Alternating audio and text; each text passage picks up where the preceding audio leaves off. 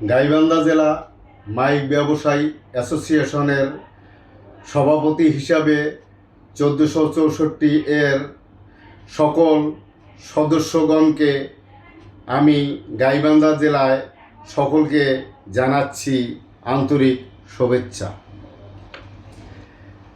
আপনারা বিপদে আছেন আমি জানি, কারণ অনেক বিপদ। মাইক এলা, সাউন্ড এলা, ডিকোডার এলা খুব বিপদে আছে। তার সঙ্গে জড়িত আছে যেমন আমাদের শিল্পী গোষ্ঠী, তারাও বিপদে আছে। এখন বর্তমান বিপদটা হলো, সে তো সকলেই জানে, বিদ্যুতের দাম দ্বিগুণ। আমরা তো চলতে পারবো না, দেখা যায় ডবল হলে তো ইনকাম তো ডবল নাই। আমরা এখন সাউন্ড ব্যবসায়ী করি, কিন্তু অনেক সময় দেখা যায় সাউন্ড ভাড়া হয়, ঠিক আছে, কিন্তু সাউন্ড ভাড়ার পর সেখানে যায় মঞ্চে যাওয়ার পরে সেই সাউন্ডে ওখানে আর অনুষ্ঠান করতে দেয় না। তাহলে ওই সাউন্ডে যখন ঘুরে আসে আমাদের তো ক্ষতি, পিক আপ ভাড়া ক্ষতি, কর্মচারী যায়, অনেক ক্ষতি। আমরা তো বিপদে আছি, বিদ্যুতে বিপদে আছি। আমরা কোনটা থেকে কোনটা করে আমাদের গাইবান্ধা জেলায় প্রায় 750 দোকানদার আছে আমার সদস্য গাইবান্ধা জেলায়। আমি তারই সভাপতি হিসাবে আমি বলতেছি, রেজিনং 1464 যারা আছেন তাদেরকেই বলতেছি, আপনারা বিপদে আছেন, ঠিক আছে, সেই বলি কি এই যে সেট এভাবে ভাড়া দেওয়া উচিত নয়। কারণ এই যে 2 দিন আগে যে ঘটনাগুলো ঘটছে, আপনারা কি করেন জানেন? খিদে সকলেরই আছে, কিন্তু টাকার কানি দেখলে আপনারা কি করেন? পাগল হয়ে যান। কেন? এত পাগল তো হওয়া যাবে না। এই 2 দিন আগে দেখা গেল একটা সেট, এক পেয়ার মালের দাম 9 থেকে 10 লক্ষ টাকা। আপনারা কি জন্য লোক ছাড়া বাজেট ঠিকানা ভুয়ের নাম্বারে আপনারা ভাড়া দেন? কি জন্য দেন? এত লোভ কেন আপনাদের? এত লোভ কেন টাকার প্রতি? আপনারা বোঝেন না কোন জায়গায় সেট ভাড়া দেওয়া লাগবে, কোন জায়গায় লাগবে না? আমরা সেট ভাড়া যখন দেব তখন জানবো পরিচয় কে আছে, আপনি কার কেটা, বাড়ি কোনটে, তারপরে লোক দিয়ে পাঠিয়ে দেবো, লোকেশন অনুযায়ী নামে দেবো, তারপরে আসবো। আপনারা কি করেন? 80 মোবাইল নাম্বার দেয়, অমুকের বেটা তমুক, হ্যাঁ চিনি, এই কথা শুনলে আপনারা সেট ভাড়া দেন। আমার কাছে হাজার হাজার রিপোর্ট আসতেছে, আমি কোনটা থেকে কোনটা করি। প্রায় দিন শুনতেছি অঘটন। এই যে বাদিয়াখালীতে সেদিনে মতিয়ার ভাইয়ের এক পেয়ার মালের দাম 9 থেকে 10 লক্ষ টাকা।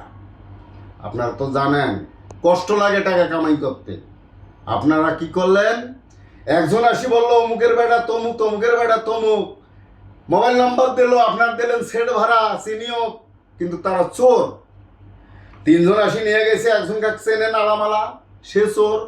সে চোরের বাপের কাছে গেলেন, সে চোর সহ গেছে রংপুর যা মোবাইল করতেছে যে সেট এখানে আছে, আপনারা আসেন। আমি কি করলাম, যখন মতিয়ার ভাই ওরা সকলে আসলো, আমার কাছে বসলো, আমি থানা একটা জিডি দিলাম গাইবান্ধা থানাতে, ওসি সাহেবের সাথে বসিয়া একটা জিডি করলাম। করিয়া সে চোর বলল কি পীরগাছায় আছে, তারপরে কি বলল লেঙ্গা বাজার, তারপরে কি বলল মাহিগঞ্জ। আমি ওখান থেকে লোক পাঠিয়ে দিলাম, রাত 11টায় লোক পৌঁছে গেল।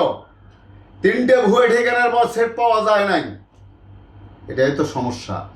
আপনারা কেন এত সমস্যার উপরেও আপনারা কেন টাকার লোভ দেখি সেট ভাড়া দেন? এখানে সেট যখন ভাড়া নেয় তারা কি করে? এখান থেকে সেটটা নিয়ে যায় কি করে? পিক আপ বা ভ্যান ওরা চেঞ্জ করিয়ে ওইভাবে নিয়ে চলে যায়। ক্ষয়ক্ষতি কার? আপনাদের। আপনারা তো চলতে পারবেন না। তাই আমি গাইবান্ধাবাসী এবং রংপুর বিভাগের যত সাউন্ড আছে তাদের বলতেছি, সেট ভাড়া দেবেন, কষ্টের পয়সার দোকান, আপনারা নষ্ট করিয়েন না। একটা সাউন্ডের দোকানে কোটি টাকা ইনভেস্ট করা হয়, কষ্ট লাগে, একদিকে বিদ্যুতের দাম বেশি, সেদিকে চলতে পারে না, তাহলে আপনারা কোন দিক দিয়ে চলবেন বলেন? আমরা বিদ্যুৎ নিয়েও গবেষণা করব। এরপরে গাইবান্ধা, রংপুর বিভাগ, যত সাউন্ড মাইক শিল্পী গোষ্ঠী আমরা মানববন্ধন করব। এটা পরে আমি বিদ্যুৎ মন্ত্রীকে বলতে চাই, আমাদের সহযোগিতা করেন, বিদ্যুতের দামটা একটু কমিয়ে দেন। জনগণ আপনাকে ভালোবাসবে। মানুষকে ভালোবাসতে হলে জনগণের কথা শুনতে হবে। আপনি একটু নরম করিয়া বিদ্যুতের দাম বাড়িয়ে দিন। সমস্যা কোন জায়গায়? দরকার হলে আমরা যেমন লোভনীয় মাছ, ইলিশ মাছ আমরা খাইতে পারি না, বাংলাদেশে কোনো ইলিশ মাছ আমরা খাবো না, সব ভারতে বিক্রি করে দেন। ইলিশ মাছ বিক্রি করে দিয়ে কোটি কোটি টাকা আসবে, সেই টাকা দিয়ে কয়লা কিনুন। কয়লা কিনিয়ে আপনারা যে বিদ্যুৎ কেন্দ্রগুলো আছে সব চালু করিয়া আমাদের বিদ্যুতের দাম কমিয়ে দিতে হবে। আমাদের এক দাবি, এক দফা এক দাবি, কমিয়ে দিতে হবে। আপনাদের সমস্যা কোন জায়গায়? আপনারা তো জ্ঞানী লোক, আপনাদের বুদ্ধি দিতে হবে না। ইলিশ মাছ বিক্রি করুন, আমরা ইলিশ মাছকে না বলবো খাবো না। কোটি কোটি টাকা আসবে ভারত থেকে, ওই টাকা দিয়ে কয়লা কিনুন, কয়লা কিনি বিদ্যুৎ কেন্দ্রগুলো আপনারা চালু করুন। আমাদের কম রেটে বিদ্যুৎ দেওয়া যাবে না? যাবে, একটু বুদ্ধি খাটান। আর আমি মাইকেলা ভাইকে বলতেছি, বিদ্যুতের দাম না কমলে গাইবান্ধায় যে আমাদের 700 সদস্য আছে, আর রংপুর বিভাগে যে আছে, আমি কথা বলেছি, আমরা একসঙ্গে রংপুর বিভাগে মানববন্ধন করব। আর আমি বলতেছি আর একটা কথা, যে আমরা যেখানে সেখানে সাউন্ড ভাড়া দেব না। আর একটা কথা, এই নামাজের সময় কোনো সাউন্ড প্রচারের সেট বাজানো যাবে না। আমার কাছে কত রিপোর্ট আসছে, যখন আজান দেয়, নামাজ হয়, কেন সেখানে সাউন্ড বাজাবে? কেউ বললেও বাজানো যাবে না। আমার কাছে রিং করবেন, আমার নাম্বার সব জায়গায় আছে। এইদিকে আজান দেয়, তারপরে নামাজ শুরু হয়, তারপরে কেন সাউন্ড বাজানো হয়? মাইক প্রচার হয়, কেউ যদি বলে জোর করিয়া বাজাইতে হবে, আমার কাছে রিং করবেন আপনারা। এর আগে রিপোর্ট দিচ্ছে, এখানে গোরস্থান মসজিদ থেকে রিপোর্ট দিচ্ছে, তারপরে শাপলা মিল থাকি দিচ্ছে, আমাকে রিপোর্ট দিচ্ছে নামাজের সময় কেন সাউন্ড বাজানো হয়।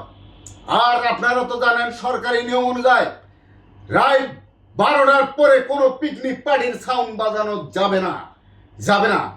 আপনারা কেন এই কথা বলিয়া ভাড়া দেন না? সেই কথা বলিয়া ভাড়া দিতে হবে।